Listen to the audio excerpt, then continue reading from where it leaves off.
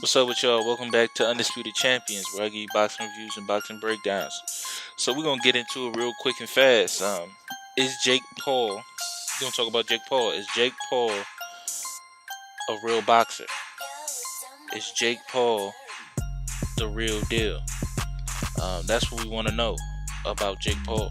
We want to know if he's the guy for boxing. That's the question. Is he a real boxer? And is he a boxer that boxing needs? Is he the problem that boxing needed? Because, you know, boxing has went into this little pattern, or this little stale place where fighters they're not as marketable as they once were. Like, you don't hear anybody in boxing, oh, he has a big left hook, or a big right hand, or a big uppercut. He has that big punch. Besides, the mainstream fighters, it was always in boxing, it wasn't just the top guys that were dangerous, right? You can run into a bum, and we've seen this plenty of times, where a bum just outclasses the guy who's supposed to be that guy. You know what I mean? In boxing, back in the day, it used to happen. People like Julian Jackson, he was getting outboxed by somebody, just getting whooped on for like 6-7 rounds, but he landed a shot and he was able to get the guy out of there. But you know what I'm saying? At the end of the day, that used to happen. Like, the top guys can run into somebody who's extremely tough and get him a problem.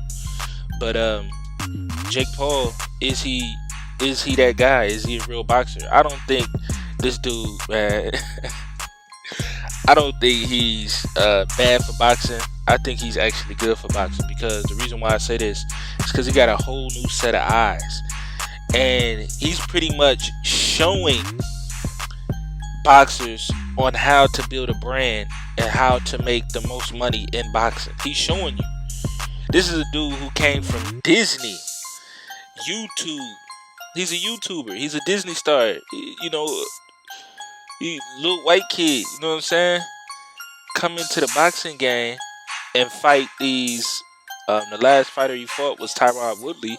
He fought a champion in an MMA, and he knocked him out the second fight. I feel like the first fight, they could have gave that to Tyron. I feel like Tyron did enough to pull that fight off. But, the reason why they favored Jake is because he's a draw. They're always going to go with the draw. If you don't knock the draw out so you can become the draw, they're going to go with the draw. Because he's the type of dude for this type of fighting. For this type of fighting. He's that guy. He's that go-to guy for this. For this YouTube stuff. I feel like, he's the leader in doing stuff like this. You know what? I actually take that back.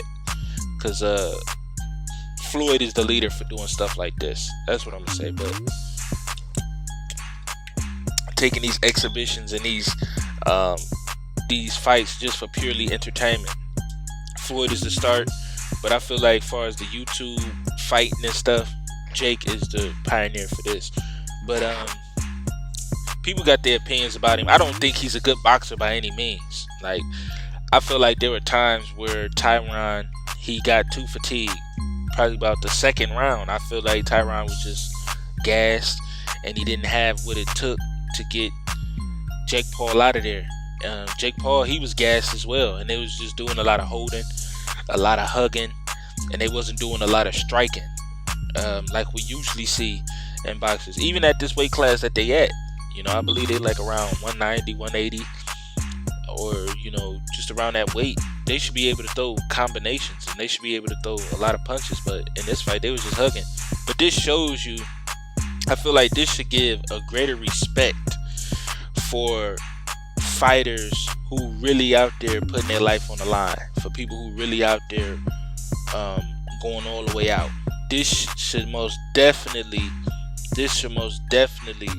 make you respect the game, because it ain't no cakewalk in there, especially when you're going with somebody in there who trained just as hard as you, who been around boxing just as long as you've been around, like Floyd Mayweather, Terence Crawford, these guys who at the top of their craft, and you should get a deeper respect for the sport just by seeing these fighters like these YouTube people or these rappers getting in the ring like Blueface, these TikTokers, or like DDG or Jake Paul.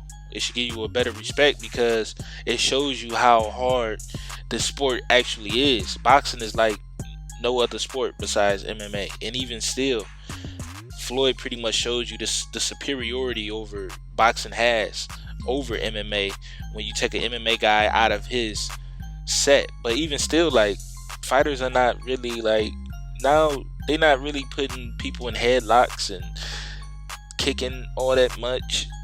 You know, it's very rare to see that. Most of the time in MMA, they be wrestling or they be trying to get back on their feet. Like, that's why Ndango is named Francis Ndango is named one of the hardest punchers in the MMA sport. So even Overeem at one point, Overeem, I believe I'm pronouncing his name right. I don't want to fuck up nobody's name, but yeah, like, these dudes, they strike. It's not really too much. So I don't feel like Conor was at a disadvantage for coming in the ring. I don't feel like Tyron was at a disadvantage for coming in the ring. He had well enough time to prepare. I just don't feel like he prepared right. Floyd tried to get him right, but you know, men egos sometimes get in the way. Now, I'm not saying that Tyron had an ego by any means, but sometimes when you train and you feel like you know what you're doing when you don't, and that's just the harsh reality. And I feel like once you get past that part where you realize, like, oh, I don't know shit, and you actually try to understand what you need to do and what needs to be done, then you'll start making better choices in that ring and making better training decisions. But Jake Paul, do I think that he can beat a boxer, like a credible boxer? No, I do not. I feel like if he get in that ring with somebody, I just seen a video with Floyd saying that Andre Ward wants to fight Jake Paul, and I feel like Andre Ward ain't never took a L in history. Like, this dude, he never took a L in the amateurs all the way up to now. Like, he's like that rare dude that never took a L ever in his career. So Andre Ward fighting Jake Paul, I just feel like that's just too much for Jake. You know what I'm saying? I feel like he should just keep it to the MMA fighters and the up and coming boxers and also the YouTubers. He should keep it there. But you fighting somebody who's Andre Ward. I know a lot of people don't know who Andre Ward is, but this dude is phenomenal. You're talking about a boxing expert, a boxing genius, he's a boxing student. Like, Andre Ward studies the game, and the small subtle shit that Andre Ward does in that ring is uncanny. You don't see people with that much subtlety in boxing, and I feel like he'd get Jake Paul out of there so quick that it wouldn't even be funny, because somebody like Jake Paul, you can't just linger in the ring with him. You know what I mean? Because he has the potential to put you to sleep. So you can't linger in the ring with him thinking that, you know, you gon' outclass him, outbox him, and thinking that, you know, you gon' just walk all over him and, you know, be pretty with him. You can't do that with this type of puncher, because at the end of the day, Jake, he kind of takes this game seriously. But I be seeing his Instagram posts, seeing his videos and stuff. He does drink, he does party, but, you know, I ain't hating on nobody, but who don't? You know what I'm saying? But at the same time, with this type of sport, you really got to take this shit serious, because all that training can go down the drain if you just drinking all the time and partying all the time. So you're not gonna heal properly. You're not gonna recover properly. You're not gonna fight at your best. like you should. And I feel like that's a big major key.